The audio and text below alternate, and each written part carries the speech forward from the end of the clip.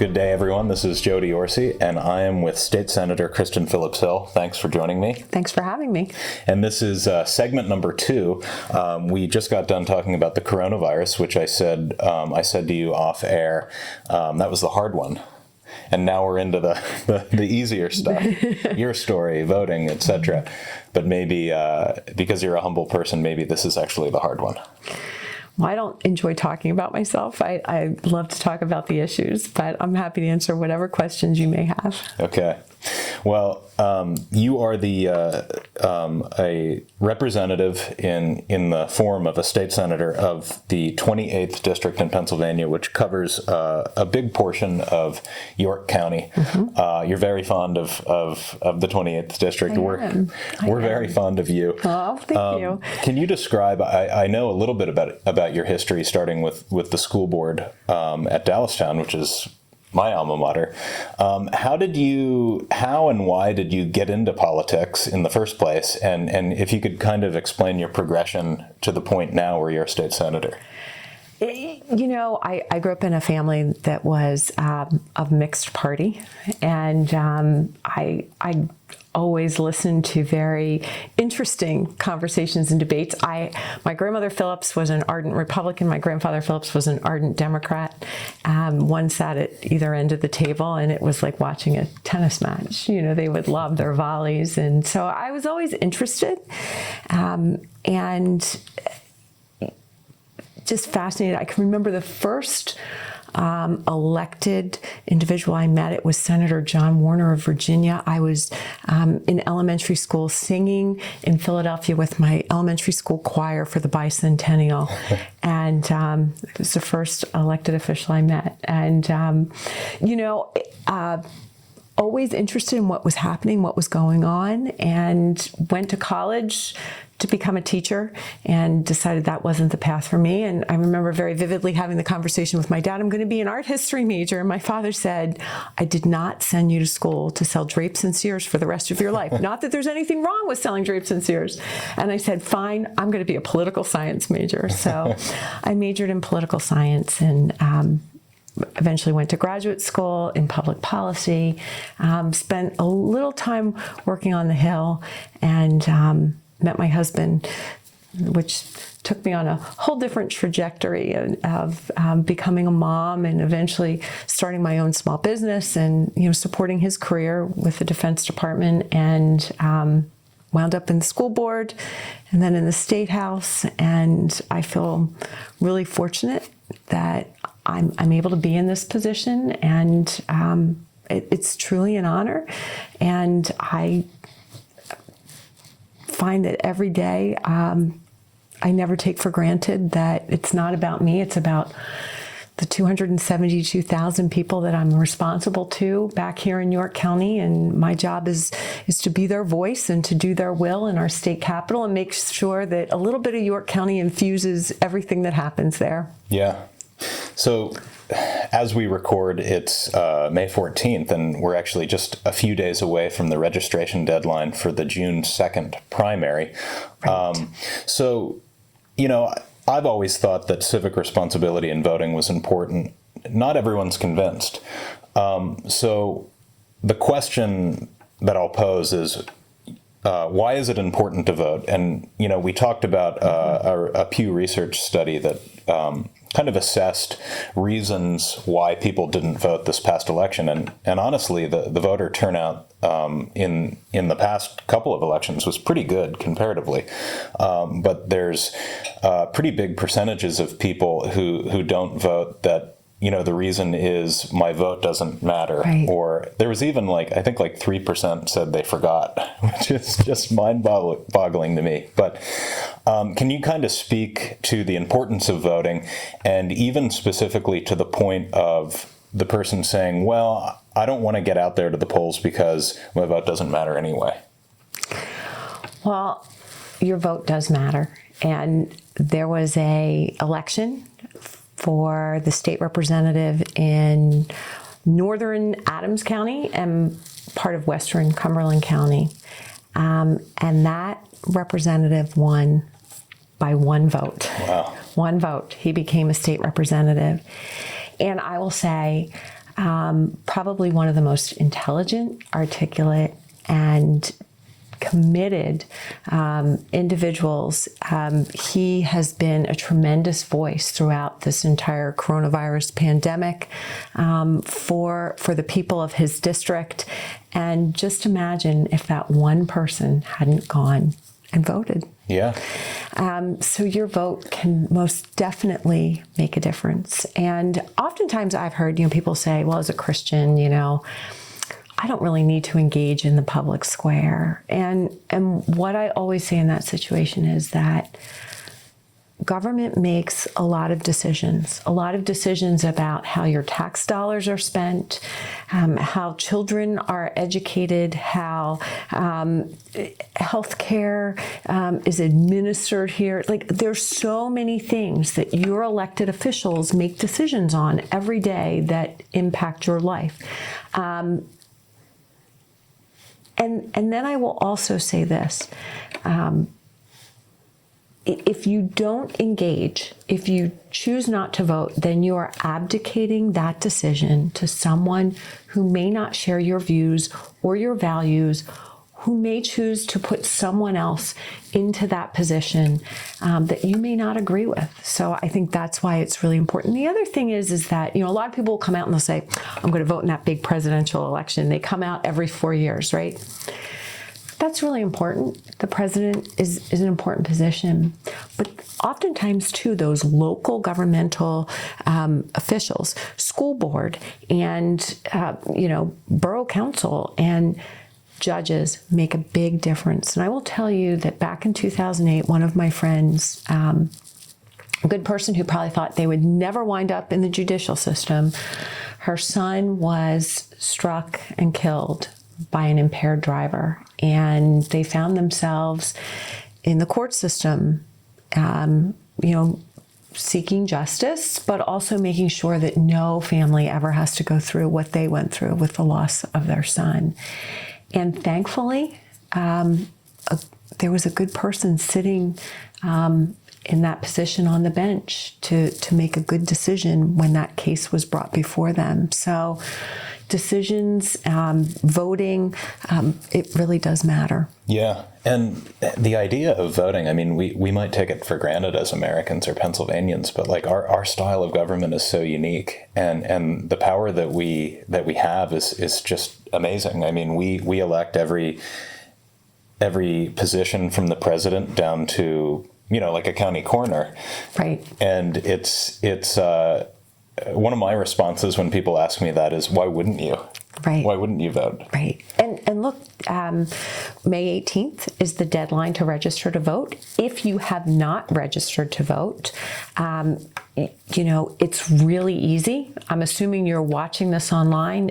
You can go to the Pennsylvania Department of State and you can register online. So Pennsylvania Department of State, I think it's pavotes.com. Check it out and register to vote. And, it is probably, I think, one of the most meaningful and significant things that we can do as citizens. Yeah. And I'm trying to remember off the top of my head the number that you can text. I'm probably going to get that wrong, but there's a virtual voting assistant that's it's like an application, a mobile application. That's on our Instagram page and our Facebook page. So if you want to really have an easy time, I think it's text I vote to a 4-digit number. So check that out as well. I wish I could remember that off the top of my head. But my next question is, for Christians specifically, there's nearly 7 out of 10 people in America identify as being a Christian. Mm-hmm.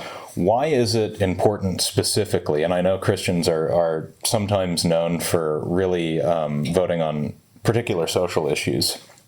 Whether you do that or not is kind of irrelevant to the question of why is it important specifically for Christians to get out to the poll? Well, I touched on it earlier that, if your faith is really important to you, you hold certain views and values near and dear and is very important. You want to make sure that you vote for a person who, aligns with your worldview and will make decisions that, you are most likely to agree with. Mm-hmm. Of course, you're not always going to agree with every last thing. I will tell you that, my husband may not even agree with every vote that I cast, but, I always say you have to look at that individual in sum total and what their record is and what those issues are that are important to you. I know there's some people who vote on one issue. There's some people who vote on multiple issues. Figure out what it is that is really most important to you and find that candidate that aligns with your views and, vote for them. Yeah. So you belong to the Republican Party, mm-hmm. But aside from party, if you were to sum up, A, your philosophy for state government, and B, just kind of your goals in your tenure of what you'd like to see in Pennsylvania, how would you sum that up?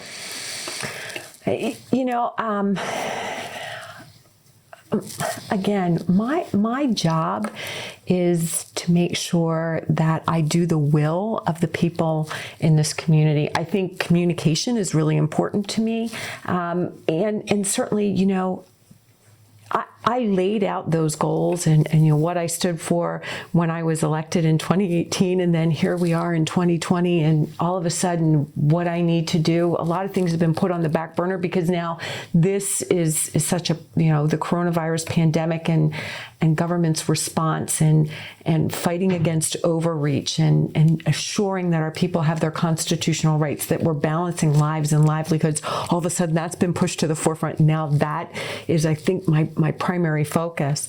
But, I got involved in public life, I think because,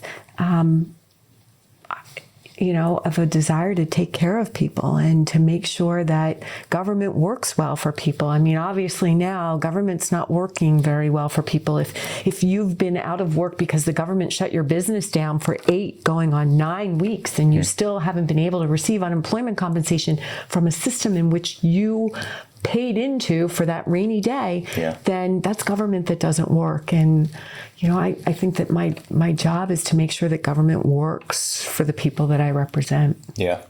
So for those of us out there that, aside from voting, want to get involved in any way, what are some avenues for someone who's maybe passionate about politics or just wants to get the word out about their party or their values? Aside from voting, where would you point them? I would say check out social media. You're watching this online. Every elected official, down to those small municipalities, most of them have a Facebook page, a Twitter page, Instagram. Some have Instagram, or a website. Follow them. Go to a meeting. Local government is so accessible. You can find their schedule. You can sit on a meeting. A lot of things are being conducted via Zoom now, so you can watch from the comfort of your home. If you're really bored and you don't have anything else to do, channel 186 is PCN, and you can watch the House and Senate session, and you can see what your government is doing. And communicate with your elected officials. I mean, I said it earlier, I will say it again. I do this job so much better when I actually know what's on your hearts, on your mind, what your concerns are, what's not working right for you. And that empowers me to be the best representative of the people. Yeah, that's a good point. I mean, if all of us just assume that you're getting the memo, it's hard for you to have a barometer of what your district is sensing or feeling. Yeah, absolutely. So one final question. Okay. This is a doozy. Oh gosh. So you're not up for re-election this November. No, I am not. But looking forward, what's next? And I know I've asked you this in the past, and maybe I'm overstepping my boundaries here, but is a future governor run possible for you? You never know where the Lord is going to call you, and I say that really with great humility. Growing up, we had this embroidered piece that my mother had done, framed, and it hung on the kitchen wall where I sat every morning to eat my bowl of Cheerios before school. And it said, I shall pass this way but once, therefore any good that I can do, let me do it now, for I shall not pass this way again. And, just a really, I probably totally butchered that. But you know what I mean? I feel really blessed and fortunate to have been entrusted to serve the people, and I'm very focused on doing the best job that I can, and where I'm called in the future, I don't know, but I feel blessed and fortunate to be able to do their will and make government work well for all the people in the 28th district. Yeah, so I really appreciate you coming on. And, Thank you. And I have to pass this your way. There's been, in just talking with some of our congregants, a couple of people have actually said, I'm proud of Senator Kristin Phillips Hill. Oh my gosh. And I just wanted to pass that on to you. I mean, it is, you're actually not my representative. I'm over in Lancaster. But, they're good representatives in Lancaster County as well. Yes. Ryan Allman. Yes. Ryan Allman's an exceptional human being. He's a really good guy. And although we would love for you to come back to your county.